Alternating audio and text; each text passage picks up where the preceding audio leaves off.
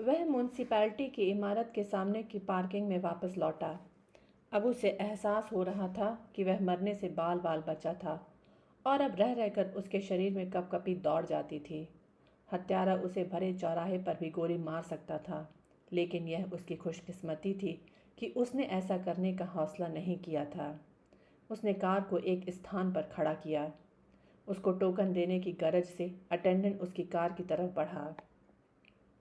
Sunil car से बाहर निकला। अटेंडेंट के समीप पहुंचते ही उसने उसे गिरहबान से थाम लिया। क्या क्या क्या? वह घबराहट में हकलाया। क्या बात है? कितने पैसे मिले तुझे?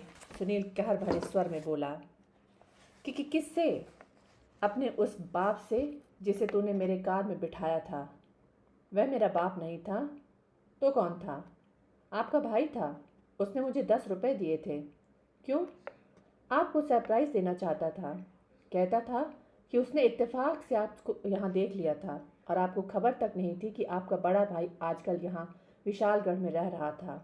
इसलिए वह आपकी कार में छुप कर बैठना चाहता था ताकि वह आपको हैरान कर सकता। सुनील ने उसका गिरहबान छोड़ दिया। वह तुम्हें किधर से मेरा भाई लगता था? सुनील बोला। किधर से भी नहीं। तो फिर? वह तो यही कहता था ना कि वह आपका भाई था। ऐसा भला कोई क्यों कहेगा साहब? होगा तभी तो कहेगा ना। अभी बच्चे हो, बड़े हो जाओ, फिर शायद तुम्हें दुनियादारी की कोई असली अकल आ जाए। दफा हो जाओ। वह अपना कॉलर ठीक करता वहां से हट गया। सुनील वापस कार में सवार हो गया। एवन बार कमर्शियल स्ट्रीट में था, जिसे कि सुनील ने बड़ी सहूलियत से तलाश कर लिया। उसके मुख्य द्वार पर जो नियोन साइन लगा हुआ था, उसके एवन का एन नहीं जल रहा था और बार का भी बी नहीं जल रहा था, जिसकी वजह से दरवाजे पर एवो आर लिख लग रहा था। सुनील ने बार के एन सामने कार पार्क की और फिर बार में दाखिल हुआ। बार का हॉल काफ़ी बड़ा था और काफ़ी सजा हुआ भी लग रहा था। एक और बैंड स्टैंड था जिस पर साज तो रखे थे, लेकिन उनको बजाने वाला कोई वहां मौजूद नहीं था। बार में उस वक्त इक्का दुक्का ग्राहक ही मौजूद था। बार काउंटर के पीछे एक मोटा ताजा उम्र दराज लेकिन चौकस तंदुरुस्ती वाला आदमी खड़ा था। उसका चेहरा लाल और वह सिर से गंजा था। सुनील काउंटर पर पहुंचा और एक स्टूल पर बैठ गया। वह आदमी बार की अपनी साइड में चलता उसके सामने पहुंचा। क्या पेश करूं साहब? वह बोला। सुनील ने उसकी आवाज़ फौरन पहचान ली। यह वही आवाज़ थी जिसने उससे तब बात की थी जब उसने राजनगर से अनुपमा जोशी से हासिल हुए नंबर पर फ़ोन किया था। कोई ऐसी चीज़ पिलाओ, सुनील बड़े आत्मीयतापूर्ण स्वर में बोला, जिससे अपनी जगह से उखड़कर मुंह में पहुंच चुका दिल अपने ठिकाने पर लग सके। ऐसी हालत या तो दहशत से होती है या खुशी से। आपके साथ क्या बीती है? पहली बात। फिर तो मैं रम और कैंपा कोला पेश करता हूँ। मंजूर। उसने सुनील के लिए ड्रिंक तैयार करके उसके सामने रखा। सुनील ने ड्रिंक का एक घूंट भरा और फिर बोला, अगर मेरा अंदाजा गलत नहीं है तो तुम रतन सिंह हो, इस बार के मालिक? अंदाजा तुम्हारा सही है, लेकिन यह अंदाजा तुमने लगाया कैसे? यूं ही लगा लिया, सुनील लापरवाही से बोला। यहाँ के बाशिंदे तो नहीं लगते। मैं राजनगर से आया हूँ। हाल ही में? आज ही। आते ही तुम्हें इस बार का पता लग गया और बार के मालिक का भी पता लग गया? तुम बहुत मशहूर आदमी हो सकता है। पीने के शौकीन आदमी को हफ्ते 10 दिन में मेरे बार की खबर हो जाती है, फिर मेरे नाम की भी खबर हो जाती है, लेकिन इतनी जल्दी नहीं। शहर में कदम रखते ही नहीं। मैं ज़रा ज़्यादा होशियार आदमी हूँ, जैसे तुम ज़रा ज़्यादा मशहूर आदमी हो। उसने संदिग्ध भाव से सुनील की तरफ देखा। दरअसल मैं प्रेस रिपोर्टर हूँ, सुनील बोला। राजनगर में मुझे एक टेलीफोन नंबर बताया गया था जो कि होना कहीं और का चाहिए था, लेकिन निकला यहाँ का। जब मैंने उस नंबर पर फ़ोन किया था तो मेरी तुमसे बात हुई थी और तुमने अपने आप को टेलीफोन एक्सचेंज से बोलता बताया था। हाँ, मुझे वो कॉल याद है। फिर तो यह भी याद होगा कि तुमने खुद ही मुझे अपना नाम बताया था। याद है। बस फिर, सुनील मुस्कुराता हुआ बोला, कहानी खत्म, मिस्ट्री खत्म। माजरा क्या है? मुझसे क्या चाहते हो? तुमसे अगर तुम्हारी मेहरबानी हो तो मैं एक ऐसे शख्स के बारे में जानकारी चाहता हूँ जिसे तुम अच्छी तरह से जानते हो। उस शख्स का कोई नाम भी होगा? है। क्या? ऐश्वर्य लक्ष्मी देवी। बड़े पुराने गड़े मुर्दे उखाड़ने की कोशिश कर रहे हो बरखुरदार? कितने पुराने? कम से कम 20 साल पुराने। तब मैंने ताज़ा ताज़ा ही यह बार खरीदा था, लेकिन तब इसकी आज जैसी सजधज नहीं थी। तब इसकी हालत बहुत खस्ता हुआ करती थी और यहाँ के क्लाइंट भी बड़े निचले दर्जे के हुआ करते थे। वह तब यहाँ काम करती थी? तब से पहले भी। यह बार मैंने जिससे खरीदा था वह पहले ही उसके पास मुलाजिम थी। लड़की शक्ल सूरत से अच्छी थी, इसलिए यहाँ के पुराने मालिक द्वारा रखे और भी कर्मचारियों की तरह मैंने उसकी यहाँ से छुट्टी नहीं की थी। यहाँ तुम्हारी छत्र छाया में उसने कितना अरसा काम किया था? 10-11 साल तो चला था सिलसिला। उसके बाद क्या हो गया था? उसके बाद वह यहाँ से छोड़कर चली गई थी। क्यों? क्योंकि तब उसकी यहाँ कोई समाई नहीं रही थी। क्यों? दरअसल बात यह है कि जैसा कि मैंने तुम्हें बताया, पहले यह बहुत खस्ता हालत में हुआ करता था और यहाँ की क्लाइंट भी बड़े निचले दर्जे के हुआ करते थे। तो उस समय उस लड़की का काम यहाँ पे चल जाया करता था। 10 साल मैंने इस बार को इसी हालत में चलाया। फिर इत्तेफाक से मेरी एक लॉटरी निकल आई थी, जिसकी वजह से मुझे एक मोटी रकम एक मुश्त हासिल हो गई थी।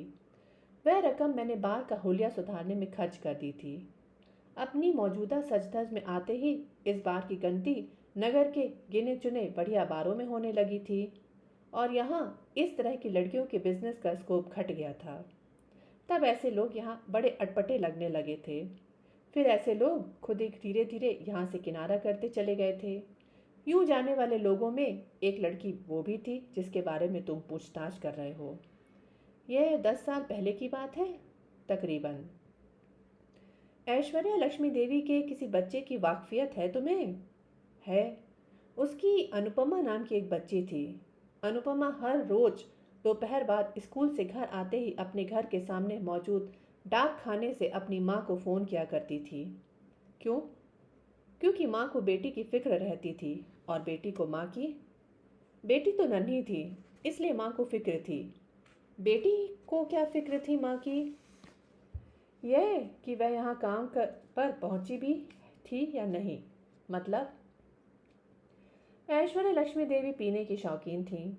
यहाँ गुजारे आखिरी दिनों में तो वह बहुत ही ज़्यादा पीने लगी थी। आई सी। अनुपमा अभी भी तुम्हारे शहर में है? राजनगर में? वही है। वह भी तुम्हारी तफ्तीश का हिस्सा है? है तो सही। तुमने उसे कभी देखा था? किसे?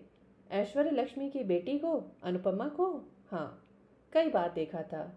बच्ची में भी और जवान में भी। जब वह कॉलेज में पढ़ती थी तो एक दो बार अपनी माँ की तलाश में यहाँ आई थी।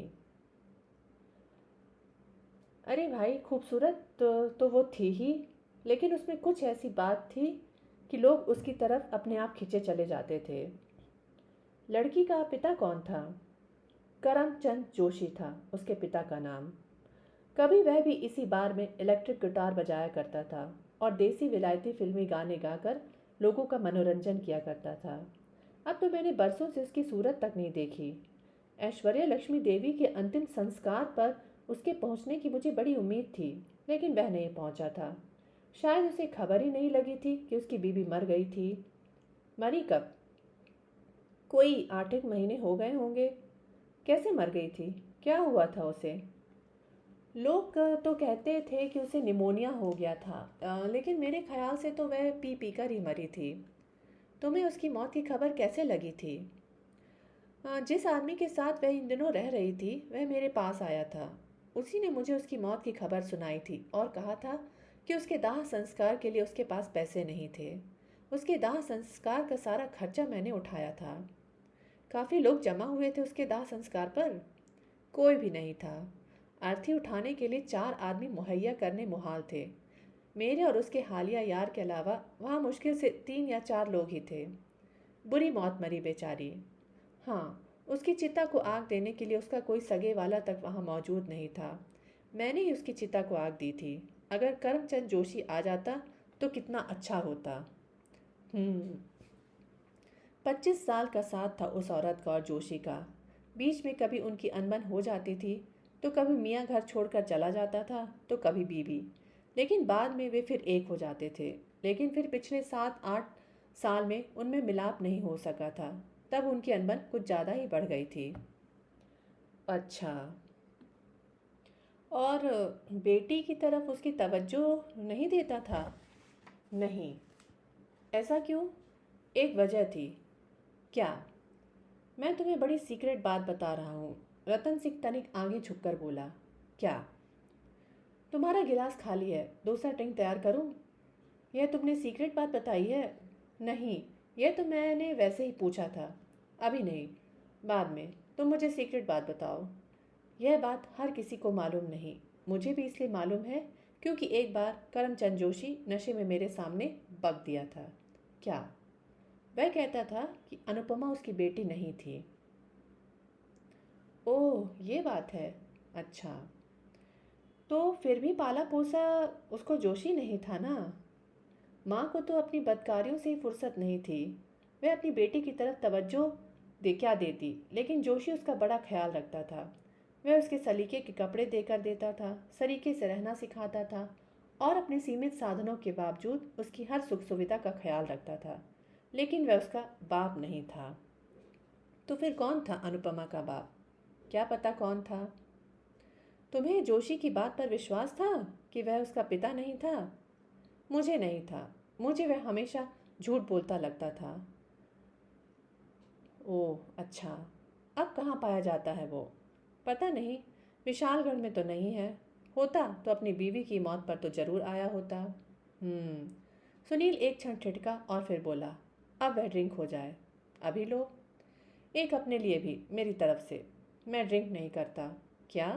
बार चलाते हो लेकिन ड्रिंक नहीं करते हो? हाँ। यानी दरिया में रहकर प्यासे हो, यही समझ लो। कमाल है। रतन सिंह ने उसके लिए नया ड्रिंक तैयार किया। सुनील ने नए ड्रिंक की एक चुस्की ली, फिर बोला। एक बात बताओ। क्या? तुम्हें कैसे मालूम है कि अनुपमा आजकल राजनगर में है? कहाँ मालूम है? वह तो मैंने तुमसे पूछा था कि क्या वह अभी भी राजनगर में है। तुम्हारा सवाल ही इस बात की तरफ इशारा करता है कि तुम्हें मालूम था कि वह पहले राजनगर में थी। वह पहले राजनगर में होती थी।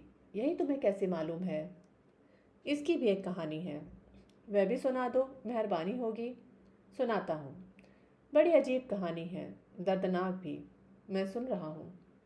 अपनी मौत से कोई 1 हफ्ता पहले ऐश्वर्य लक्ष्मी यहाँ आई थी।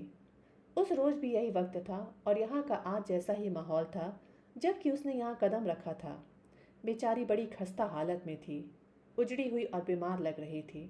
चेहरे पर मनहूसियत बरस रही थी। तब 47 या बड़ी हद 48 साल उम्र की होगी उसकी, लेकिन 60 के पेटे में लग रही थी। बड़ी मुश्किल से मैंने उसे पहचाना था। फिर मुझे बहुत तरस आया बेचारी पर। मेरे पूछने पर कि वह कैसे आई है, उसने बताया कि मुझसे कुछ बातें करने आई थी। पहले तो मैं यही समझा कि कोई रुपए पैसे की मांग को लेकर मेरे पास आई थी, लेकिन बाद में मुझे मालूम हुआ कि वह बात नहीं थी। उसके इसरार करने पर मैं उसे पिछवाड़े के एक तन्हा कमरे में ले गया। मैंने उसे विस्की पेश की, जिसे पीकर उसके चेहरे पर कुछ रौनक आई। कुछ क्षण में बीते दिनों की याद करती रही, फिर अंत में वह मुझसे बोली कि क्या मैं उस पर एक मेहरबानी कर सकता था। मैंने कहा क्यों नहीं, जरूर। अपने साथ वह एक झोला लाई थी, जिसमें से उसने एक पैकेट और एक चिट्ठी निकाली। वो दोनों चीज़ें इस हिदायत के साथ उसने मुझे सौंप दी कि अगर उसे कुछ हो जाए, यानी अगर उसे मौत आ जाए, तो वे दोनों चीज़ें मैं डाक में डाल दूँ। दोनों चीज़ों पर पते लिखे हुए थे। वे मजबूती से सील थीं और उन पर मुनासिब टिकटें भी पहले से ही लगी हुई थीं। उस पैकेट पर से ही मैंने अनुपमा का पता पढ़ा था और मुझे मालूम हुआ था कि इन दोनों वह राजनगर में है। आई सी। अनुपमा की माँ की ज़िंदगी में उससे वह मेरी आखिरी मुलाकात थी। उसके बाद मैंने उसकी अर्थी उठाते समय उसका मारा हुआ मुंह देखा था। बहुत बुरी मौत मरी बेचारी। मुझे पैकेट और लिफाफा सौंप चुकने के बाद जब वह यहाँ से विदा हुई थी तो एक बात बड़े ही दर्द भरे ढंग से कह कर गई थी। क्या बात थी वो? उसने कहा था, रतन सिंह, मैं अच्छी न बन सकी। यानी अपनी मृत्यु से पहले उसे अपनी बुराइयों की पूरी तरह से एहसास था। हाँ। तो जो शीलशुदा पैकेट तुमने उसे सौंपा था वह अनुपमा के नाम था। हाँ। पैकेट में क्या था? मुझे क्या पता क्या था। उसने कुछ बताया नहीं था। ना, सिर्फ बताया कुछ नहीं था, बल्कि मुझसे कसम खिलाकर कहा था कि मैं पैकेट को या उसके साथ की चिट्ठी को खोलने की हरगिज भी कोशिश न करूं। उसकी मौत के फौरन बाद मैं उन दोनों चीज़ों को ज्यों का त्यों डाक में डाल दूं। उसने कहा था कि सारे शहर में मैं ही एक इकलौता शख्स था जिस पर उसे भरोसा था, और इसीलिए अपनी वह अमानत वह मुझे सौंपने आई थी। मैं अमानत में खयानत करने वाला आदमी नहीं बरखुरदार। और लिफाफा, वह भी अनुपमा के नाम ही होगा। उसमें पैकेट की बाबत चिट्ठी होगी। चिट्ठी तो उसमें थी, लेकिन उस पर नाम अनुपमा का नहीं था। उस पर किसका नाम था? उस पर एक अजीब सा नाम लिखा हुआ था। उसको लिफाफे पर से पढ़कर उसका उच्चारण करने में मुझे दिक्कत होती थी। लियोन पो वांगचो, यही यही नाम लिखा था उसके लिफाफे पर। और पता? पता कलकत्ते का था, जो कि मुझे याद नहीं। सुनील कुछ क्षण सोचता रहा। पैकेट साइज में कितना बड़ा था? फिर उसने पूछा। इतना। रतन सिंह ने दोनों हाथ एक दूसरे के सामने दाएं बाएं फैलाकर पैकेट के साइज का अपना अंदाजा बताया। यूं समझो कि बड़ी डबल रोटी जितना। पैकेट का वजन कितना रहा होगा? 1 किलो, 1.25 किलो, बड़ी हद 1.5 किलो। जिस रोज ऐश्वर्य लक्ष्मी की मौत हुई थी, उसी रोज तुमने वे दोनों चीजें डिस्पैच कर दी थी? नहीं, उससे अगले दिन। उस दिन तो मेरे शमशान घाट से लौटने तक डाकखाना बंद होने का वक्त हो चुका था।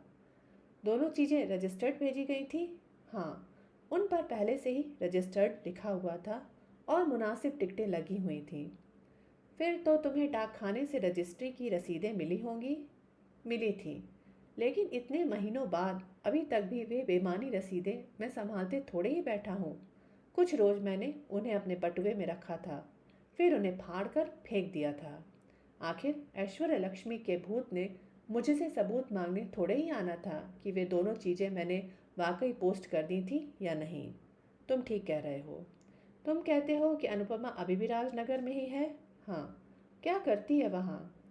पहले तो एक मामूली नौकरी करती थी, लेकिन पिछले कुछ महीनों से वह एक करोड़पति आदमी और भूतपूर्व कैबिनेट मिनिस्टर के साथ रह रही है। उसको देखकर यूँ लगता था जैसे वह आदमी उसको नहीं रखे हुए है, वह उस आदमी को रखी है। अच्छा। हाँ। बहरहाल कुछ भी कहो, अपनी माँ से वह अच्छी ही होगी। वह तो है। यानी लड़की अब ऐश कर रही है आज की तारीख में। हाँ, मुझे मालूम था वह लड़की ज़िंदगी में कभी न कभी अपनी खूबसूरती को बहुत अच्छे तरीके से कैश करेगी। तुम्हारा ख्याल सही निकला। फिर वार्तालाप वहीं समाप्त हो गया। उसी रात को सुनील राजनगर वापस लौट आया।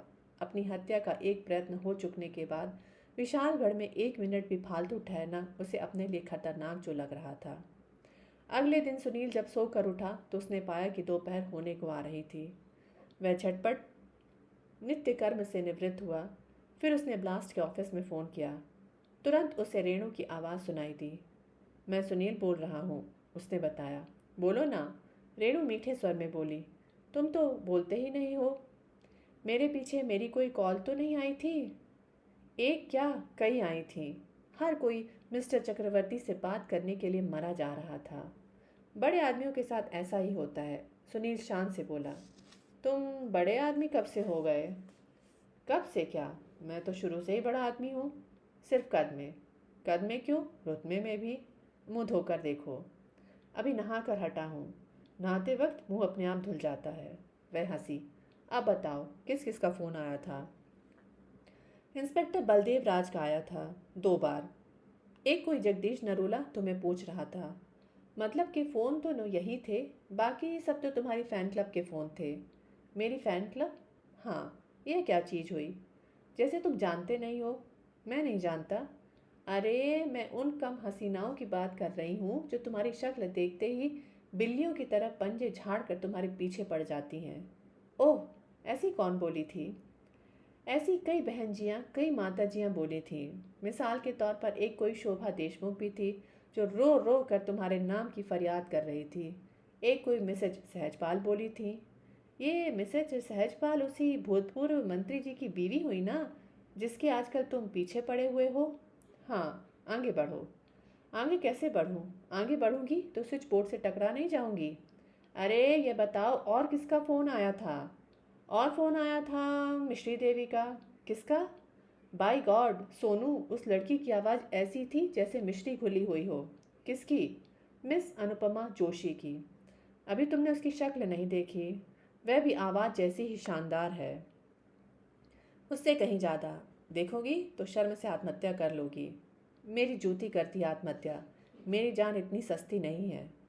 फ़ोन करने वालों को तुमने क्या बताया था? यही कि तुम विशालगढ़ गए हुए थे, और बताकर नहीं गए थे कि वहाँ से तुम कब लौटने वाले थे। ठीक है, शुक्रिया। ऑफिस आ रहे हो? हाँ। उसने संबंध विच्छेद किया और इंस्पेक्टर बलदेव राज का नंबर डायल किया। मालूम हुआ कि वह हेडक्वार्टर में उस वक्त उपलब्ध नहीं था और किसी को फ़ोन करने की फ़िलहाल उसने कोशिश न की। सुनील मलिक साहब के ऑफिस में पहुंचा। अपनी टाइपशुदा रिपोर्ट उसने उनके सामने रखी।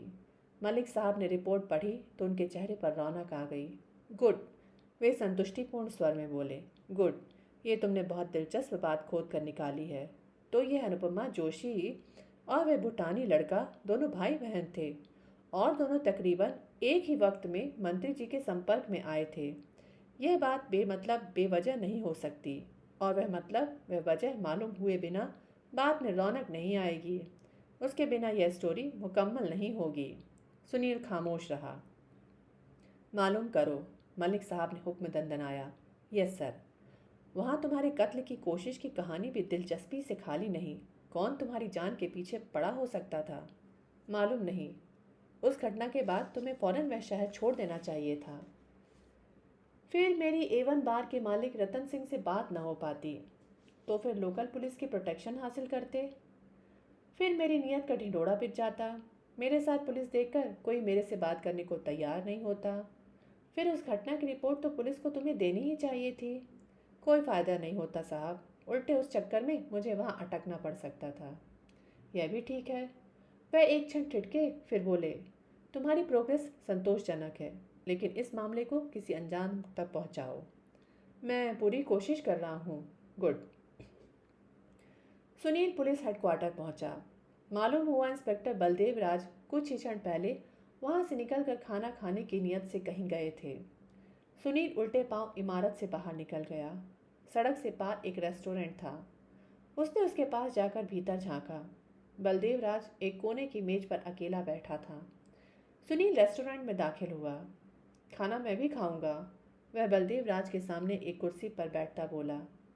बलदेव राज ने हड़बड़ा कर सिर उठाया। तुम कहाँ से टपके? वह बोला। आप ही से मिलने आया था माई बाप, सुनील विनीत भाव से बोला। ऊपर आपके कमरे में गया था तो मालूम हुआ कि आप खाना खाने गए हैं। मैं यहाँ झांकने आ गया तो इत्तेफाक से आप यहीं बैठे मिले। तुमने मुझे फिर माई बाप कहा? बलदेव राज उसे घूरता बोला।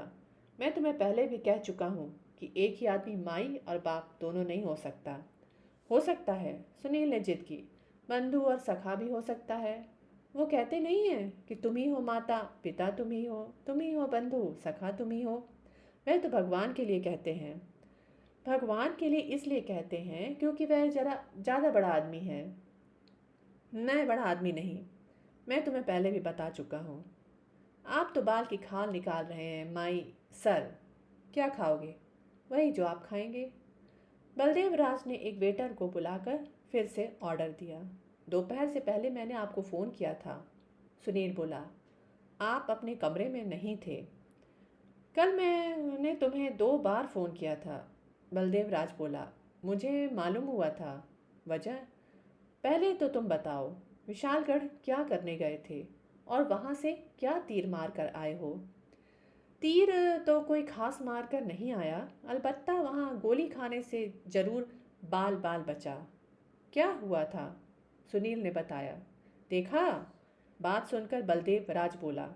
मैंने तुम्हें पहले ही कहा था कि तुम्हारी हत्या का प्रयास हो सकता था, लेकिन तुमने मेरी बात को मजाक समझा था।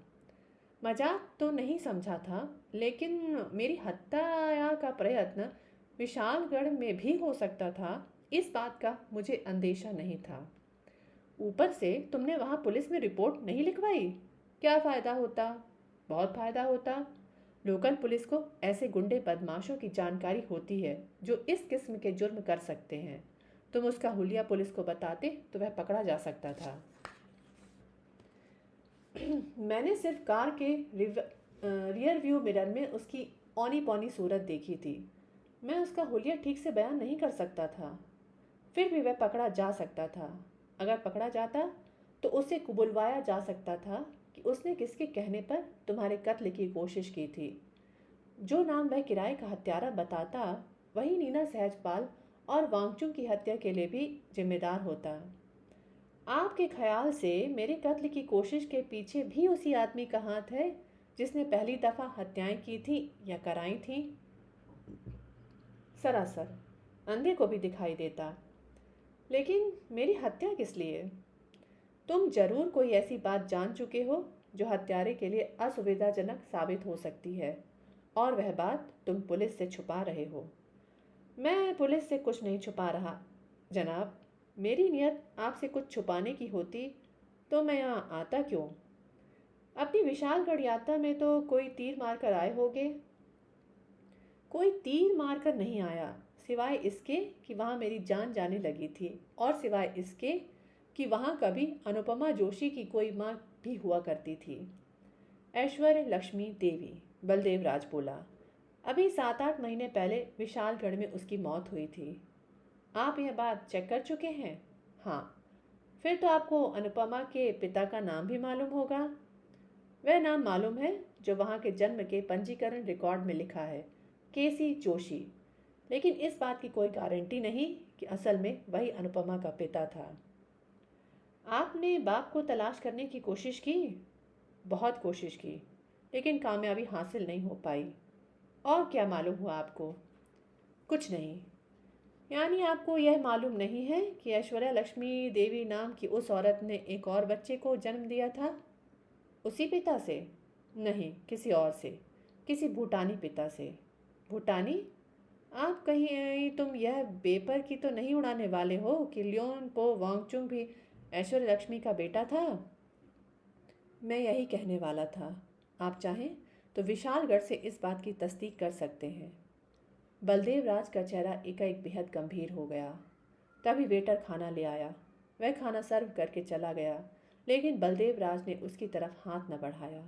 खाना खाइए, सुनील बोला। वांगचुंग अनुपमा का भाई था? वह यूं बोला जैसे अपने आप से बात कर रहा हो। सौतेला। बहन बाप के मंत्री जी के पीछे पड़ी हुई थी और भाई बेटी के? हाँ। एक ही वक्त में? हाँ। इत्तेफाक से? जरूरी नहीं। मतलब खाना खाइए, बताता हूँ। बलदेव राज ने यूं खाना शुरू कर दिया जैसे एकाएक उसे भूख न रही हो और अब बड़े अनिच्छापूर्ण ढंग से एक बदमा जिम्मेदारी निभा रहा हो। खाना खाते समय सुनील ने उसे पैकेट और लिफाफे के बारे में बताया।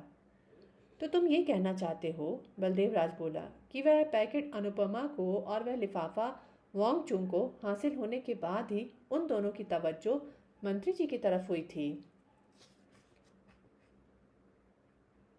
हाँ।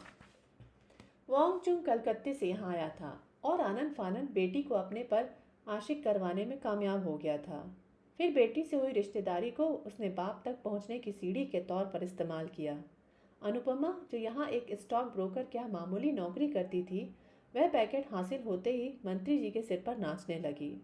मालूम करना होगा, बलदेव राज बड़बड़ाया, कि उस पैकेट में क्या था, उस लिफाफे में क्या था।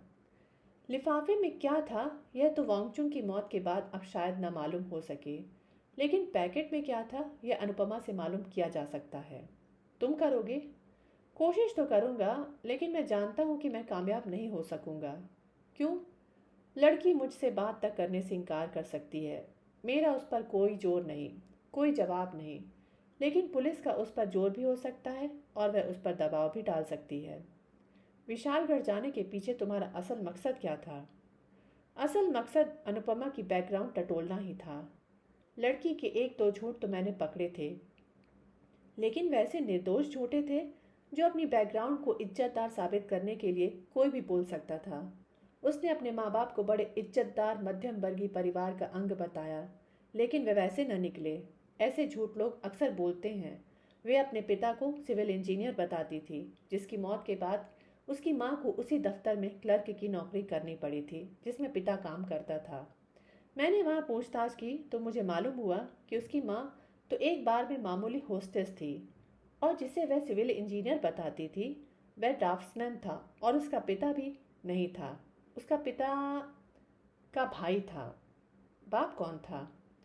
पिता एक म्यूजिशियन था, लेकिन वह भी कहने की बात थी। लोगों की निगाह में वह म्यूजिशियन उसका बाप था क्योंकि उसने उसे पाला पोसा था, लेकिन वह खुद कहता था कि वह लड़की का पिता नहीं था। कमाल है।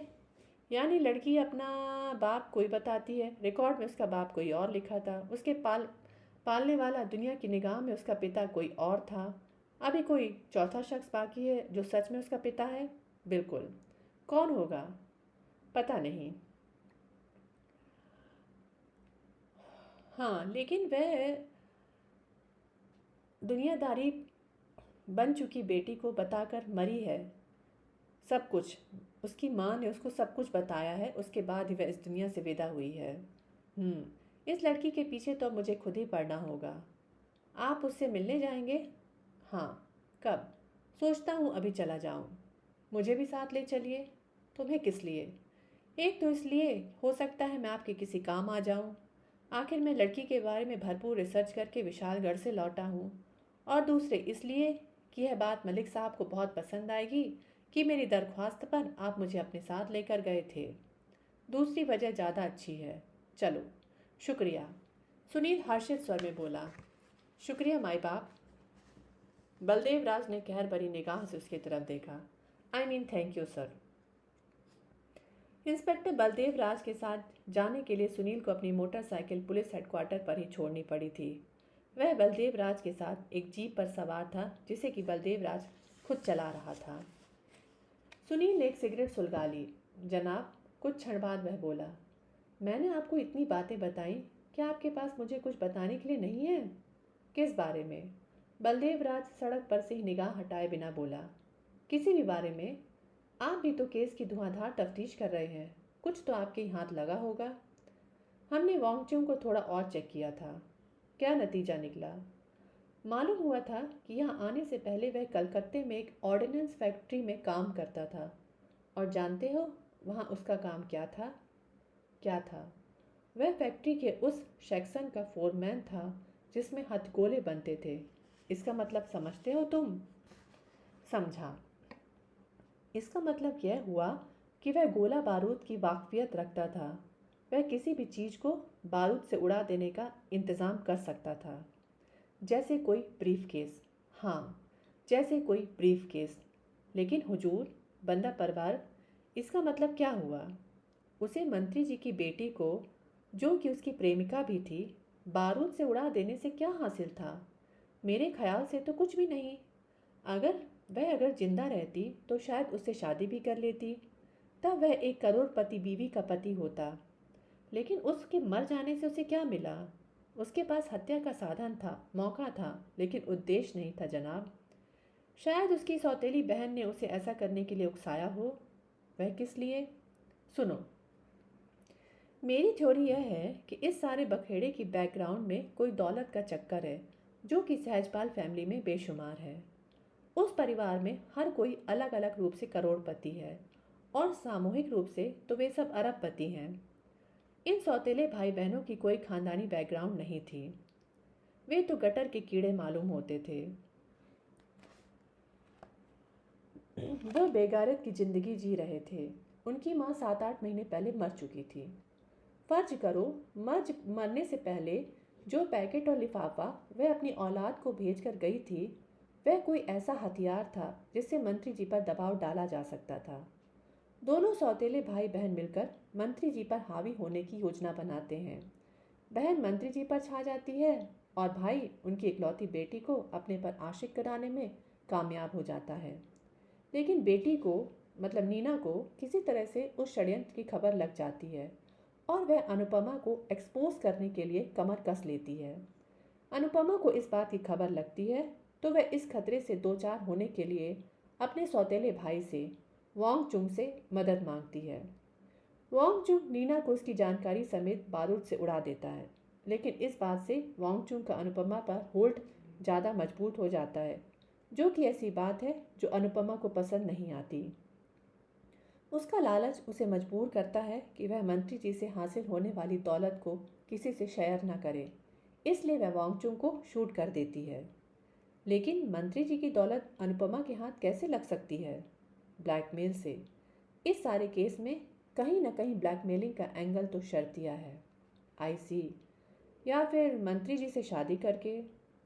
शादी मंत्री जी ने अपनी बीवी से तलाक के बिना नहीं हो सकती, और मिसेस सहजपाल का उन्हें तलाक देने का कोई इरादा नहीं। ऐसा किसने कहा? खुद मिसेज सहजपाल ने कहा। तुम्हें? हाँ। तुम मुझसे मिल चुके हो? हाँ। बड़े फुर्तीले आदमी हो। आप अपनी थ्योरी पर आइए। आप कहते हैं कि नीना के पास कोई ऐसी जानकारी थी जो कि अनुपमा को एक्सपोज कर सकती थी, और वह जानकारी उस ब्रीफ केस में थी जिसे बारूद द्वारा उड़ाने का इंतजाम वांगचुंग ने किया था। हाँ। लेकिन नीना ने तो मुझे ऐसा कुछ नहीं कहा था। उसने तो कहा था कि उसके पास कुछ ऐसे सबूत थे जो मंत्री जी को रिश्वत के इल्जाम से बरी करा सकते थे, जो निर्विवाद रूप से साबित कर सकते थे कि मंत्री जी ने रिश्वत नहीं ली थी। वही सबूत अनुपमा कभी बुलंदा कैसे बांध सकते थे? वे सबूत मंत्री जी को बेगुनाह साबित करने की कोशिश में अनुपमा को दोषी साबित कर सकते थे। आपकी यह थ्योरी तो मैं चुटकियों में गलत साबित कर सकता हूँ बंदा नवाज, लेकिन क्या लेकिन ऐसा करने के लिए मुझे आपको एक ऐसी बात बतानी पड़ेगी जो मैंने आपको पहले नहीं बताई थी। कौन सी बात? इंस्पेक्टर ने एक क्षण के लिए सड़क पर से निगाह हटाकर उसे घूरा। जान की अमान पाऊँ तो अर्ज करूँ?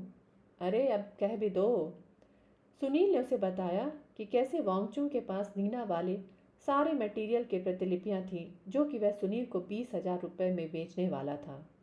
इतनी अहम बात तुमने मुझसे छुपा रखी? इंस्पेक्टर गहर भरे स्वर में बोला। सॉरी, मैंने पहले ही कहा था कि वांगचुंग को जरूर तुमसे पैसा हासिल होने वाला था। बात आपकी थ्योरी की हो रही थी।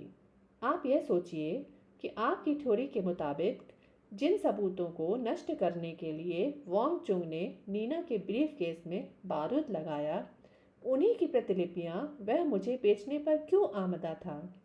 उसूलन तो उसे प्रतिलिपियां भी फौरन नष्ट कर देनी चाहिए थी। ऐसा कैसे हो सकता है कि अपनी सौतेली बहन को बचाने की खातिर पहले तो वह एक कत्ल करे और फिर खुद ही उसे फंसाने का सामान कर दे? इसका क्या जवाब है आपके पास?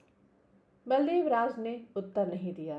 प्रत्यक्षता उसके पास कोई जवाब नहीं था। अब उसके चेहरे पर उलझन के भाव स्पष्ट रूप से परिलक्षित होने लगे थे। शायद फिर वह कुछ क्षण बाद बलदेव राज बड़ी ठिठाई से बोला, वांगचुंग तुम्हें धोखा देने का इरादा रखता हो? मैं उससे धोखा खा जाता? मैंने उसका माल परखे बिना उसे उसकी कीमत अदा कर देता? ऐसा बेवकूफ़ मैं आपको लगता हूँ? पता नहीं क्या गोरखधंधा है। बलदेव राज झुंझलाकर बड़बड़ाया। लेकिन वांगचुंग के पास प्रतिलिपियां होने की जो बात तुम मुझे अब बता रहे हो, वह तुम्हें पहले बतानी चाहिए थी। I am sorry already. तभी जीप लिंक रोड पर दाखिल हुई। सूर्यकरण के शीशे के पल्लों वाले मुख्य द्वार पर तैनात दरबान का रोब प्रत्यक्षता आम आदमियों तक ही सीमित था। इंस्पेक्टर बलदेव राज को रोकने की तो क्या, उसकी उससे यह पूछने की भी हिम्मत न हुई कि वह इमारत में कहाँ जाना चाहता था। अलबत्ता सुनील पर अपना अधिकार उसने फिर भी जता दिया। ये साहब आपके साथ हैं? वह इंस्पेक्टर से बोला। हाँ, इंस्पेक्टर कड़े स्वर में बोला।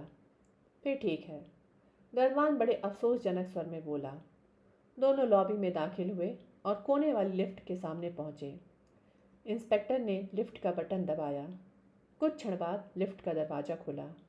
लिफ्ट खाली नीचे नहीं आई थी। उसमें से जगदीश नरूला ने बाहर कदम रखा था। हेलो, उस पर निगाह पड़ते ही वह ठिठक गया। फिर उसने दोनों से हाथ मिलाया। ओह, प्रेम घरौंदे से आ रहे हो? बलदेव राज बोला। हाँ, नरूला ने बड़े सहज भाव से उत्तर दिया। मंत्री जी से मिलने गया था। तुम किसकी तरफ हो? मंत्री जी की तरफ हो या उनकी बीवी की तरफ? बीवी की तरफ। लेकिन कभी कभी मुझे मियाँ बीवी में बिचौलियों का रोल भी अदा करना पड़ता है। वैसे यह बात दूसरी है कि आमतौर पर मेरी गाड़ी अनुपमा जोशी से आगे बढ़ ही नहीं पाती। आज मैं यहाँ एक बुरी खबर पहुँचाने आया था। कैसी बुरी खबर? तुम्हें उस औरत की याद है ना, जो नीना के दाह संस्कार वाले दिन नशे की हालत में शमशान घाट पर पहुँच गई थी और जिसने वहाँ काफ़ी हंगामा खड़ा करने की कोशिश की थी? शोभा देशमुख, मंत्री जी की भूतपूर्व सेक्रेटरी। हाँ। अब क्या हुआ उसे? उसकी हालत और ख़राब हो गई है। नशे के चक्कर में उसका दिमाग हिल गया मालूम होता है। उसके पास किसी तरह से मिसेज सहजपाल का नंबर लग गया है और वो जब जी में आता है वहाँ फ़ोन खड़काकर मिसेज सहजपाल से उल्टा सीधा बोलने लगती है। सहजपाल को डर है कि कहीं वह यूं ही पी पी कर अपनी जान न दे दे, मुकम्मल तौर से अपना दिमागी तवज्जो न खो बैठे। उन्होंने मुझे मंत्री जी को यह सुझाव देने के लिए भेजा था कि वे उसे अस्पताल में या ऐसे सैनिटोरियम में भर्ती करा दें जहाँ अल्कोहलिक्स का इलाज होता है। ओह, फिर क्या बोले मंत्री जी? मंत्री जी से मेरी बात नहीं हो सकी। वे ऊपर नहीं हैं। लेकिन अनुपमा कहती है कि उस औरत के मामले में मुझे जो मुनासिब लगता है मुझे कर डालना चाहिए। तुम्हें क्या मुनासिब लगता है? फिलहाल तो मैं उसे विक्टोरिया अस्पताल में भर्ती करा कर आया हूँ। बाद में जब मंत्री जी से मेरी मुलाकात हो जाएगी तो किसी सैनिटोरियम में उसकी भर्ती का इंतजाम किया जाएगा। आई सी। मंत्री जी के इंतजार में ऊपर 1 घंटा बैठकर आया हूँ। अनुपमा के पास? हाँ। इसे चलता करो। नरूला सुनील की तरफ देखकर तनिक हंसा। शरीफ लड़का है, समझ जाएगा। तो बलदेव राज ने उसकी बात अनसुनी कर दी। मंत्री जी के ऐसे फैसले भी अनुपमा करती है? वे अपनी जिम्मेदारी पर तुम्हें कह रही है कि शोभा देशमुख को अस्पताल में भर्ती करा दिया जाए? हाँ। मंत्री जी कहाँ गए हुए हैं? मालूम नहीं। 2 घंटे हो गए उन्हें यहाँ से गए हुए। मैं तो इंतजार से तंग आकर वापस आ गया हूँ। तुम्हारे होते शायद वे लौट आए। सुनील नरूला सुनील की तरफ घूमा। मिसेस सहजपाल तुमसे बात करना चाहती हैं। इसी वजह से उन्होंने कल मुझे मेरे ऑफिस में फ़ोन किया था। सुनील ने पूछा। हाँ। और आपने क्यों फ़ोन किया था? मैंने भी इसीलिए फ़ोन किया था। मिसेस सहजपाल का संदेशा तुम्हें देने के लिए कि वे तुमसे मिलना चाहती हैं। मैं मिलाऊंगा उनसे। कब जाना मुनासिब होगा? मोटरसाइकिल लाए हो? नहीं, आज तो मैं इंस्पेक्टर साहब के साथ उनकी जीप पर आया हूँ। फिर ठीक है। तुम चाहो तो अभी मेरे साथ मेरी कार पर नॉर्थ शोर चल सकते हो। मैंने भी जाना है वहाँ। लेकिन अभी तो मैं ऊपर, मुझे मालूम है। मैं बाहर सड़क पर तुम्हारा इंतज़ार कर रहा हूँ। मुझे ऊपर वक्त लग सकता है। कोई बात नहीं, मुझे आदत है इंतज़ार करने की। मिसेज सहजपाल क्यों मिलना चाहती है मुझसे? यह तो मुझे मालूम नहीं। हैरानी की बात है। क्या? यह कि मुझे नहीं मालूम कि मैडम तुमसे क्यों मिलना चाहती हैं। हाँ। वह हंसा। मुझे सचमुच नहीं मालूम। वह बोला। वैसे मैंने पूछा था। क्या जवाब मिला था?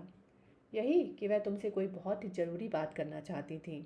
लेकिन वह ज़रूरी बात क्या थी मुझे बताना उन्होंने ज़रूरी नहीं समझा था। ठीक है, मैं तुम्हारे साथ चलूँगा।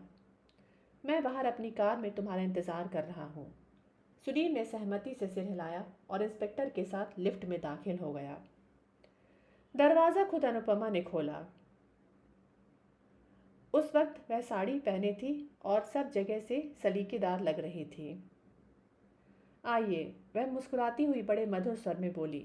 तशरीफ़ लाइए। दोनों उसके पीछे पीछे भीतर ड्राइंग रूम में दाखिल हुए। उसके निर्देश पर वे एक सोफे पर अगल बगल बैठ गए। वह उसके सामने बैठी। सुनील इंस्पेक्टर के बोलने की प्रतीक्षा करने लगा, लेकिन बोलने के स्थान पर वह तो अनुपमा को ही निहार रहा था। लगता है अंत में अनुपमा ने ही खामोशी भंग की। प्रेस वालों से आपकी अच्छी बनती है इंस्पेक्टर साहब। जी, बलदेव राज हड़बड़ाया। तभी तो आप मिस्टर सुनील के साथ यहाँ आए हैं। ओह वाह, मेरी अखबार वालों से कोई अदावत नहीं, लेकिन कोई ख़ास मोहब्बत भी नहीं है। फिर भी मिस्टर सुनील आपके साथ हैं? दरअसल सुनील आपके होम टाउन का चक्कर लगा कर आया है। आप विशालगढ़ गए थे? वह सुनील से संबोधित हुई। जी हाँ, सुनील बोला। इस वजह से क्योंकि वह मेरा होम टाउन है? जी हाँ। यानी आप वहाँ मेरी फिराक में गए थे? यह भी ठीक है। कोई गड़े मुर्दे उखाड़ने? जी हाँ। क्यों? क्योंकि गड़े मुर्दे उखाड़ना मेरी नौकरी का हिस्सा है। आई सी। और हड्डियों के ढांचे से भी इंसान को पहचान लेने का मुझे तजुर्बा है। क्या पहचाना आपने वहाँ? क्या जाना? खास तो कुछ नहीं जाना। फिर भी फिर भी यह जाना कि झूठ बोलने से आपका कोई परहेज नहीं है। वह हंसी। आप वहाँ? वह बोली। मेरी फैमिली बैकग्राउंड की असलियत जानने गए थे? आपको मालूम हो गया कि मैं किसी संभ्रांत मध्यम वर्गीय परिवार से ताल्लुकात नहीं रखती। हाँ। अपनी घटिया फैमिली बैकग्राउंड के बारे में झूठ हर कोई बोलता है।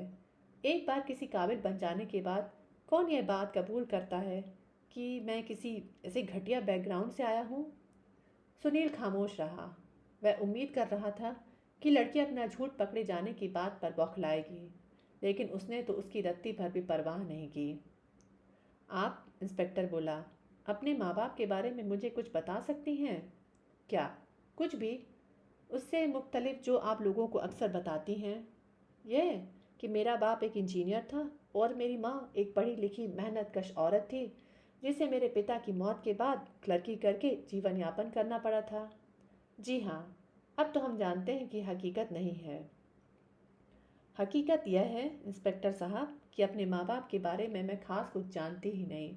मैं सिर्फ इतना जानती हूँ कि मेरी माँ विशालगढ़ के एक बार में हॉस्टेस थी। और आपके पिता? मेरे पिता एक मामूली म्यूजिशियन थे। आज की तारीख में आपके पिता कहाँ हैं? मुझे नहीं मालूम। मुझे यह भी नहीं मालूम कि वे जिंदा हैं कि मर गए। लेकिन आपको अपनी माँ की तो खबर है, मौत की खबर है। हाँ, वह खबर मुझे बहुत देर से लगी थी, लेकिन खबर है। आपके कोई और भाई बहन नहीं है? ना। वे बेहिचक बोली। मेरा कोई भाई नहीं, मेरी कोई बहन नहीं। मैं अपनी माँ की इकलौती औलाद हूँ। आप लियोन पो वांगचुंग को जानती थी? वह लड़का जो नीना पर दिल रखता था और जो इन साहब के, उसने सुनील की तरफ संकेत किया, घर के आगे गोलियों से भून दिया गया था? वही। हाँ, जानती हूँ। वह कभी कभी यहाँ साहब से मिलने आया करता था। बस? सिर्फ इतना ही जानती हैं आप वांगचुंग के बारे में? हाँ। यानी कि आपको यह मालूम नहीं कि आप और वांगचुंग एक ही माँ की संतान थे? क्या? वह सख्त हैरानी से बोली। आप वाकई नहीं जानती कि वांगचुंग आपका सौतेला भाई था? वांगचुंग? वह अविश्वासपूर्ण स्वर में बोली। मेरा भाई? सौतेला? वांगचुंग? वह भूटानी मेरा सौतेला भाई? जी हाँ, यह बात सिद्ध हो चुकी है। एकाएक वह जोर से हंसी। इंस्पेक्टर और सुनील दोनों विस्मित भाव से उसे देखने लगे। यानी? वह हंसती हुई बोली।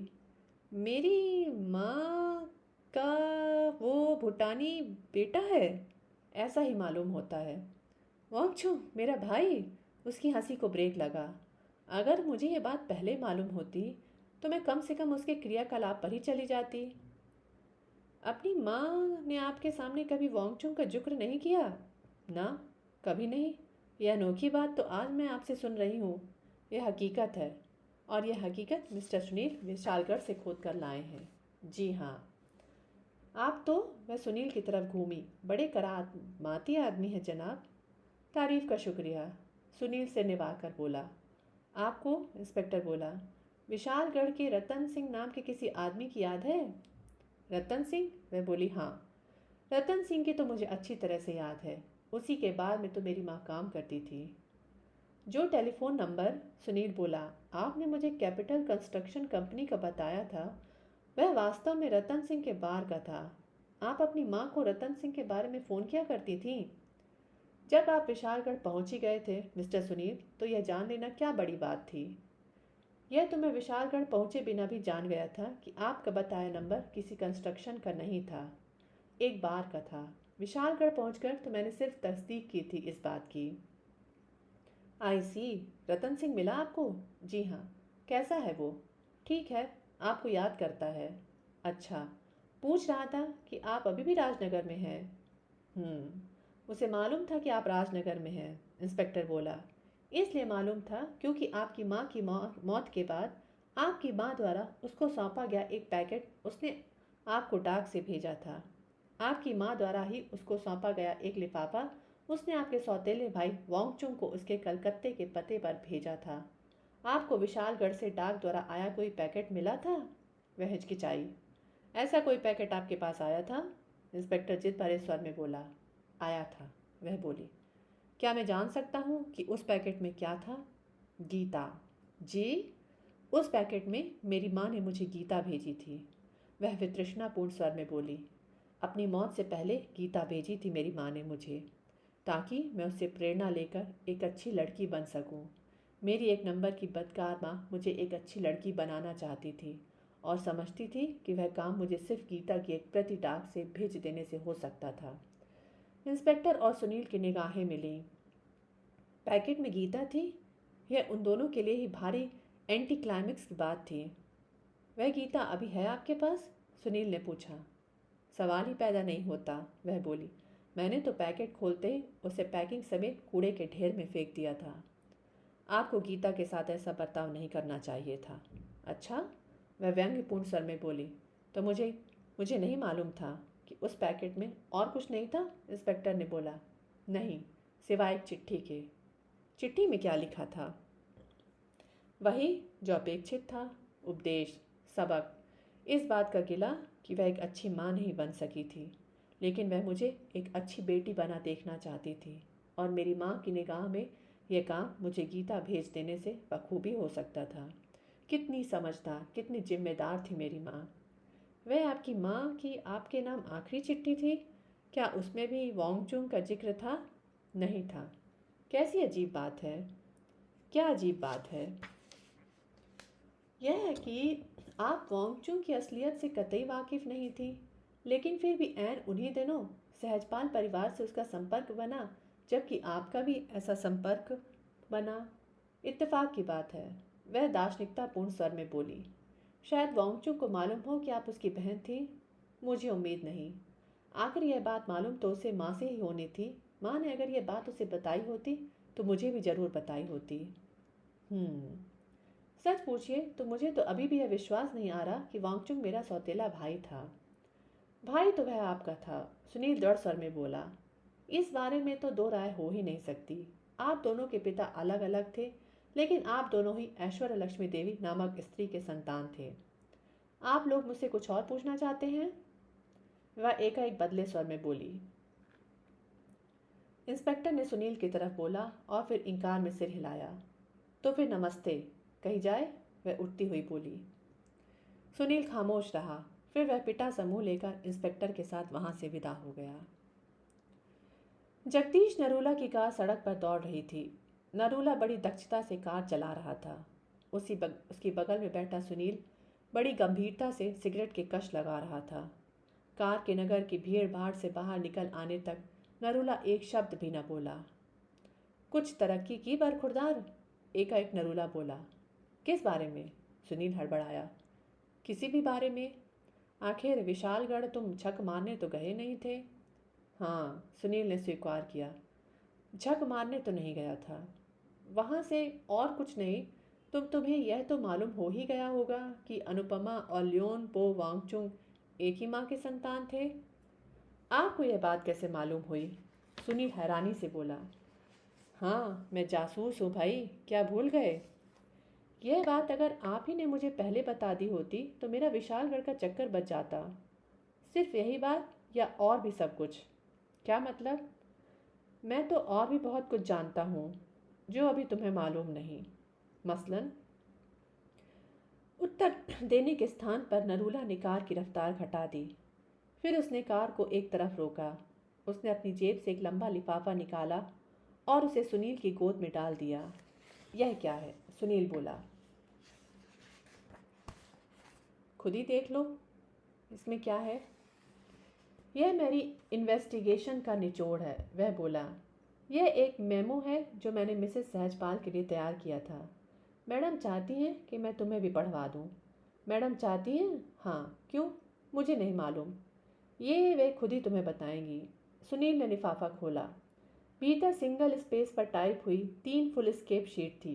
पहली शीट पर ऊपर नरूला के प्राइवेट डिटेक्टिव ब्यूरो का नाम छपा था और शीट के मध्य में लाल रंग से सीक्रेट छपा हुआ था। सुनील ने पढ़ना शुरू किया। जैसा कि आपको मौखिक रूप से सूचित किया जा चुका है कि जब से हमें मालूम हुआ है कि अनुपमा जोशी और लियोन पो वांगचुंग ऐश्वर्य लक्ष्मी देवी नाम की एक ही माँ के संतान हैं, तभी से हम उन दोनों में से कोई ऐसा गठजोड़ स्थापित करने की कोशिश कर रहे हैं जिससे साबित हो सके कि अपनी माँ की मौत के बाद वे दोनों इकट्ठे मिलकर काम कर रहे थे। खेद है कि अपनी भरपूर कोशिशों के बावजूद ऐसा कोई गठजोड़ स्थापित करने में हम सफल नहीं हो पाए। हमारी राय में उन दोनों में कोई गठजोड़ था ही नहीं। वे दोनों जो कुछ कर रहे थे स्वतंत्र रूप से कर रहे थे। तथ्य इस प्रकार हैं। अनुपमा जोशी और ल्योन पो वांगचुक की मां ऐश्वर्य लक्ष्मी देवी कोई 8 महीने पहले स्वर्ग से धार चुकी हैं। अपनी मौत के समय वह 50 वर्ष की थीं। वह अल्कोहलिक औरत थीं और शराब से जिगर खराब हो जाने की वजह से मरी थीं। अपनी मौत के समय पर वह विशालगढ़ में महेंद्र पाल नाम के एक 58 वर्षीय व्यक्ति के साथ रही थी, जो कि उन दोनों बेकार था। अपनी मां की मौत के समय Anupama Joshi Gupta and Agarwal stock brokers के यहाँ कार्यरत थी और तब तक उसे वहाँ नौकरी करते कोई 1 साल हो चुका था। उससे पहले उसने राजगढ़ में ही कोई छोटी मोटी नौकरियां की थीं, लेकिन वह किसी भी जगह टिक नहीं पाई थी। राजनगर में कदम रखते ही हासिल अपनी पहली नौकरी के दौरान वह स्थानीय याक होटल में रहती थी। हमारी तफ्तीश बताती है कि जब वह कॉलेज में पढ़ती थी तब भी वह रुपये पैसे की ज़रूरत पूरी करने के लिए कुछ गलत काम किया करती थी। उसने कॉलेज के प्रोफेसरों के साथ भी कुछ गलत काम किया हुआ था। कहने का मतलब है कि अनुपमा एक चरित्रहीन लड़की थी और उसे अपना शौक पूरा करने के लिए बहुत गलत काम करने पड़ते थे।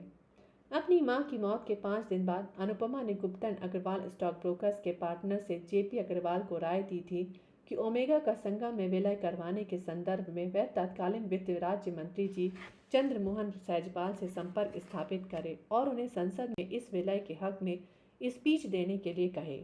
हमें पक्की तरह से मालूम हुआ है कि अग्रवाल को इस बात की कतई संभावना नहीं दिखाई दे रही थी कि मंत्री जी को स्पीच देने के लिए तैयार किया जा सकता था। अग्रवाल के ख्याल से तो ऐसा कुछ कहने भर से उसे बहुत बेइज्जत होना पड़ सकता था, लेकिन अनुपमा के इसरार पर अग्रवाल ने न केवल मंत्री जी से ऐसा कहा बल्कि मंत्री जी ने उसके मन मुताबिक स्पीच भी दी। इससे साफ जाहिर होता है कि मंत्री जी से वह स्पीच दिलवाने के लिए जो कुछ किया था अनुपमा ने किया था। 1 लाख रुपए की रिश्वत वाली बात महज एक स्मोक स्क्रीन थी जिसे कि अनुपमा द्वारा ही किसी खास मंतव्य से स्थापित किया गया था। हमारी राह में वह मंतव्य मंत्री जी को रिश्वतखोरी नेता स्थापित करने के उन पर अपना होल्ड मजबूत करना था और इसीलिए अग्रवाल द्वारा 5,000 रुपये की एक रकम जो कि लाख रुपए की रिश्वत का हिस्सा बताई जाती थी मंत्री जी पर जबरन थोपी गई थी। अग्रवाल के कथानुसार मंत्री जी ने 5,000 रुपये उससे उधार मांगे थे, लेकिन हम निर्विवाद रूप से यह स्थापित कर चुके हैं कि उस रोज मंत्री जी को ऐसे किसी उधार की जरूरत नहीं थी। अपनी मां की मौत के 1 सप्ताह बाद ल्योन पो वांगचुक कलकत्ते से राजनगर पहुंचा था। वहां वह भूटानी दूतावास के एक उच्चाधिकारी के घर में ठहरा था। उस भूटानी परिवार के माध्यम से ही वह आपकी बेटी नीना के संपर्क में आया था और 1 सप्ताह के बाद वह भूटानी परिवार की छत्र छाया छोड़कर नीना के साथ उसके फ्लैट में रहने लगा था। मंत्री जी की ऐतिहासिक स्पीच के दिनों में भी वह नीना के साथ ही रहता था। तमाम उपलब्ध सूत्रों की जांच पड़ताल के बाद हम इस नतीजे पर पहुंचे हैं कि अगर मंत्री जी की स्पीच से संबंधित खबर स्थानीय अखबार क्रॉनिकल में न छपती तो उस स्पीच की तरफ किसी की तरफ तवज्जो तक नहीं जानी थी। मंत्री जी द्वारा रिश्वत ली होने की भूकंपकारी खबर क्रॉनिकल के हाथ उसके रिपोर्टरों की मेहनत के फलस्वरूप नहीं लगी थी, यह भी हम स्थापित कर चुके हैं। हालांकि दावा क्रॉनिकल का आज भी यही है कि वह खबर उसके रिपोर्टरों की ब्रिलियंट इन्वेस्टिगेशन रिपोर्टिंग का परिणाम थी। हकीकत यह है कि इस स्टोरी की क्रॉनिकल को एक गुमनाम टिप मिली थी। मैं खुद क्रॉनिकल के एडिटर सिन्हा साहब से यह कबूलवा चुका हूँ कि उनको रिश्वत की कहानी की फ़ोन पर टिप मिली थी और फ़ोन करने वाली एक औरत थी। हमारी जानकारी में केवल 2 ही औरतें मंत्री जी के इतने करीब थीं कि वे अग्रवाल द्वारा मंत्री जी को 5,000 रुपये बतौर रिश्वत या बतौर कर्ज इस बात की देने हो सकती थीं। उसमें से एक औरत अनुपमा थी और दूसरी मंत्री जी की प्राइवेट सेक्रेटरी शोभा देशमुख थी। शोभा देशमुख इस बात से इनकार करती है कि उसने क्रॉनिकल के एडिटर को फ़ोन किया था और हमें वह सच बोलती लगी थी। इसका मतलब यह है कि क्रॉनिकल को वह गुमनाम कॉल अनुपमा ने की थी और हमारे ख्याल से इस हकीकत की खबर मंत्री जी को भी है। यह हो ही नहीं सकता कि उन्हें इस बात की खबर ना हो। तो हाँ, यहाँ हम फिर दोहराते हैं कि हम अनुपमा और वांगचुंग में कोई संपर्क कायम करने में कामयाब नहीं हो सके, सिवाय इसके कि वे दोनों एक ही माँ के बच्चे हैं। हम यह भी नहीं कह सकते कि वांगचुंग को राजनगर में कदम रखने से पहले अनुपमा के अस्तित्व की खबर रही हो। हमारे ख्याल से वह अनुपमा से तभी पहली बार मिला था जब नीना से यारी गांठ चुकने के बाद उसने उसके साथ या अकेले मंत्री जी के लिंक रोड पर स्थित फ्लैट पर जाना शुरू किया था। तब भी जरूरी नहीं है कि उसे मालूम हुआ हो कि अनुपमा उसकी सौतेली बहन थी। उसी दौरान किसी तरीके से आपकी बेटी के हाथ कोई ऐसी जानकारी लग गई मालूम होती है जो कि वह ब्लास्ट में प्रकाशनार्थ उसके चीफ रिपोर्टर सुनील चक्रवर्ती को सौंपना चाहती थी। हालात इस और भी बड़ा स्पष्ट संकेत करते हैं कि आपकी बेटी की जान इसीलिए गई थी क्योंकि कोई नहीं चाहता था कि उसके हाथ लगी जानकारी प्रकाशित हो पाती। जिस ढंग से आपकी बेटी की हत्या हुई है वह हत्यारे के गोला बारूद के गूढ़ ज्ञान की तरफ स्पष्ट संकेत करता है और आपकी बेटी के ब्रीफ केस में बम लगाना या उसके निर्दोष ब्रीफ केस को देखने में वैसा ही लगने वाले बम लगे ब्रीफ केस से तब्दील कर देना भी उसके किसी भली भांति से परिचित व्यक्ति का ही काम हो सकता है। यहाँ यह दोहराना भी संदर्भहीन नहीं होगा कि वांगचुंग कलकत्ते में ऑर्डिनेंस फैक्ट्री में काम करता था और वहाँ के उस खाते का फॉरमैन था जहाँ हथगोले बनते थे। यहाँ तक तो हालात का इशारा इसी तरफ था कि शायद वांगचुंग ने ही आपकी बेटी की हत्या की थी और यह काम उसकी अपनी सौतेली बहन से उसकी किसी मिलीभगत का परिणाम थी। लेकिन बाद में खुद उसका भी कत्ल हो जाने की वजह से इस थ्योरी की टांग टूट जाती है। अब ऐसा लगता है कि जिस किसी ने भी आपकी बेटी की हत्या की थी उसी ने वांगचुंग को भी मौत के घाट उतारा था। हमने मंत्री जी की पिछली जिंदगी का, खास तौर से उनके आपके संपर्क में आने से पहले की जिंदगी का, अनुपमा की पिछली जिंदगी से, उसके सौतेले भाई से, उसकी माँ से, उसके कथित बाप कर्मचंद से कैसा भी कोई रिश्ता कायम करने की कोशिश की है, लेकिन अपनी इस कोशिश में हम पूरी तरह से नाकाम रहे। कर्मचंद जोशी को हम खोज निकालने में कामयाब हो गए थे। वह आजकल इंदौर में पाया जाता है। उसे इस बात से साफ इनकार है कि वह अनुपमा का पिता है। वह कहता है कि म्यूनसिपालिटी रिकॉर्ड में उसका नाम अनुपमा के बाप की जगह जरूर लिखा हुआ है। इसलिए लिखा हुआ है क्योंकि वह उसकी माँ का पति था, लेकिन हकीकतन न वह अनुपमा का बाप था और न हो सकता था। हमें इस बात का सख्त अफसोस है कि अपनी भरपूर कोशिशों के बावजूद हम मालूम कर पाने में कामयाब नहीं हो पाए कि अनुपमा का मंत्री जी पर क्या होल्ड है। उसके हाथ में ऐसी कौन सी शक्ति है जिसकी वजह से मंत्री जी उससे बाहर जाने का हौसला नहीं कर सकते। हम आपकी इस राय से सहमत नहीं हैं कि वह शक्ति सिर्फ अनुपमा की खूबसूरती है। हमारी राय में अनुपमा के हाथ में इसके अलावा भी कोई और शक्ति है जिसकी वजह से मंत्री जी को अपने वश में किए हुए है, और वह शक्ति क्या है हम तब तक नहीं जान सकते जब तक खुद अनुपमा या मंत्री जी इस बारे में अपनी जुबान न खोलें, और ऐसा हम उनमें से किसी से जबरन करवा सकने में असमर्थ हैं। इस संदर्भ में हम यह तथ्य भी आपकी जानकारी में लाना चाहते हैं कि 5 दिन पहले मंत्री जी ने अपनी वसीयत बदल दी है। अपनी नई वसीयत में उन्होंने अपना सब कुछ अनुपमा के नाम लिख दिया है। अपनी इच्छा पर हम अनुपमा की और दोनों हत्याओं की तफ्तीश अभी लंबी चला सकते हैं, लेकिन हमारी ईमानदाराना राय यही है कि अब ऐसा करना धन और समय की, आपके धन और समय की बर्बादी होगा। तफ्तीश से अब और कुछ मालूम नहीं होने वाला। उपरोक्त बातों को ध्यान में रखते हुए हमारा आपसे अनुरोध है कि हमें तफ्तीश बंद कर देने की अनुमति दी जाए। नीचे खुद जगदीश नरूला के हस्ताक्षर थे। सुनील ने रिपोर्ट को मोड़कर वापस लिफाफे में डाला।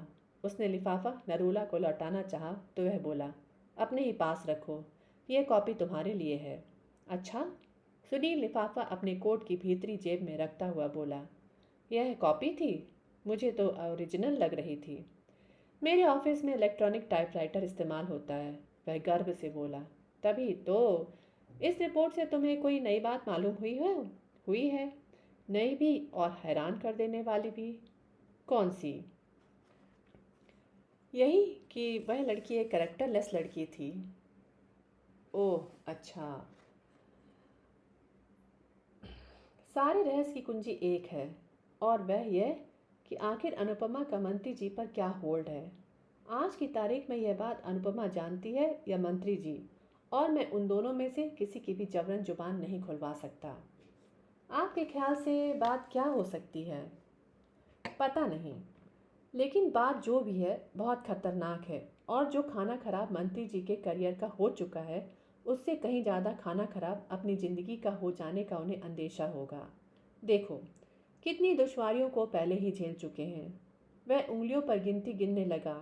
उन पर रिश्वतखोरी का इल्ज़ाम आया, उनका मंत्री जी पद छीन लिया गया, उनकी बेटी का कत्ल हुआ, उनका अपनी बीवी से अलहदगी हुई, अपनी 5 साल पुरानी गर्लफ्रेंड शोभा से उनका रिश्ता टूट गया, उनकी बेटी के बॉयफ्रेंड का कत्ल हुआ। लेकिन इसके बावजूद कोई इतनी बड़ी दुश्वारी अभी बाकी है जिसे झेलने की ताब मंत्री जी नहीं ला सकते। उसी की दहशत में वे अनुपमा के जरखीरे में फंसे हुए हैं। यानी उन्होंने कोई ऐसी भयंकर करतूत की है जिसकी खबर सिर्फ अनुपमा को है, और जिसका पर्दाफाश हो जाना मंत्री जी गवारा नहीं कर सकते। एग्जैक्टली यानी मंत्री जी लड़की की खूबसूरती पर फिदा नहीं है, यह सीधा साधा ब्लैकमेल का चक्कर है। बिल्कुल, अपनी रिपोर्ट में भी मैंने इसी बात की तरफ इशारा किया है। नरूला साहब, जो खाका आपने खींचा है उसमें नीना के कत्ल वाली बात फिट नहीं बैठती। क्या मतलब? कोई बाप अपने स्वार्थवश अपनी नौजवान बेटी का कत्ल नहीं होने दे सकता। आपने सारी बातें एक ही धागे में पिरो दी हैं। मैं ये मान सकता हूँ कि आपने किसी अंजाम में त्रस्त मंत्री जी रिश्वत का इल्जाम झेल गए हों, मंत्री जी पद हाथों से निकल जाता देखकर खामोश बैठे रहे हों, बीवी या गर्लफ्रेंड से अलहदगी का गम खा गए हों, बेटी के बॉयफ्रेंड के कत्ल की तरफ से निगाह फेर गए हों, लेकिन मैं ये नहीं मान सकता कि उन्होंने अपनी इकलौती बेटी को भी कत्ल हो जाने की दिया हो। नीना उसकी वजह से नहीं मरी, वह खुद मरी, मंत्री जी की खातिर मरी। इसलिए मरी क्योंकि वह अपने पिता के दामन से रिश्वतखोरी का बदनुमा दाग मिटाना चाहती थी। अनुपमा के खिलाफ जाकर मंत्री जी पर क्या भयंकर मुश्किल टूट सकती थी। बड़ी हद उनकी जान जा सकती थी, फांसी लग जाती उन्हें। इससे बुरा अंजाम तो उनका नहीं हो सकता था। नरूला साहब, एक पढ़े लिखे समझदार उम्र दराज आदमी ने अपनी जान की सलामती की खातिर अपनी बेटी को शहीद कर देना कैसे गवारा कर लिया? तुम अभी नौजवान हो, इंसानी फितरत को अभी उतना नहीं समझते जितना मैं समझता हूँ। मैं 23 साल से इस धंधे में हूँ।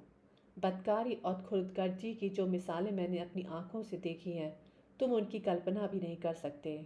दबाव में आया हुआ आदमी, अपनी ज़िंदगी का खौफ खाया हुआ आदमी कुछ भी कर सकता है।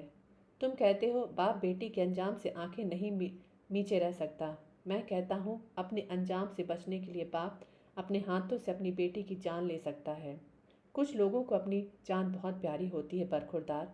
मैं नहीं कहता कि मंत्री जी भी ऐसे ही आदमी हों, लेकिन लेकिन आज की दुनिया में असंभव कुछ भी नहीं। आप मिसेस सहजपाल के लिए कब से काम कर रहे हैं? 2 महीने हो गए। 2 महीनों में आपको ऐसा कोई शख्स दिखाई नहीं दिया जिसके हाथ अनुपमा का गठजोड़ हो? कैसा गठजोड़? वैसा ही जो एक ही थैली के चट्टे बट्टों के बीच होता है। कोई जोड़ीदार उसका? तुम्हारे ख्याल से कोई जोड़ीदार होना चाहिए। आखिर वह एक औरत है। अगर वह कोई बहुत बड़ा षड्यंत्र रच रही है तो उसके कुकर्मों में उसका कोई साथी भी हो सकता है। अगर ऐसा कोई साथी है तो वह कम से कम मेरी निगाह में तो नहीं है। मैंने पहले वांगचुंग को ही उसका साथी समझा था, लेकिन हालात बताते हैं कि वह उसका साथी नहीं हो सकता था। मेरी राय में तो उसका कोई साथी था ही नहीं। होता तो मैं केस से हाथ खींच लेने की बात न करता। मैं बहुत सोच विचार के बाद इस नतीजे पर पहुंचा हूं कि इस केस में तफ्तीश के लिए अब कुछ नहीं रखा है। मिसेस सहजपाल मुझसे क्यों मिलना चाहती हैं? मालूम नहीं। मुझे उन्हें सिर्फ इतना कहा था कि वह हम दोनों से मिलना चाहती थीं। लेकिन क्यों मिलना चाहती थीं यह उन्होंने नहीं बताया।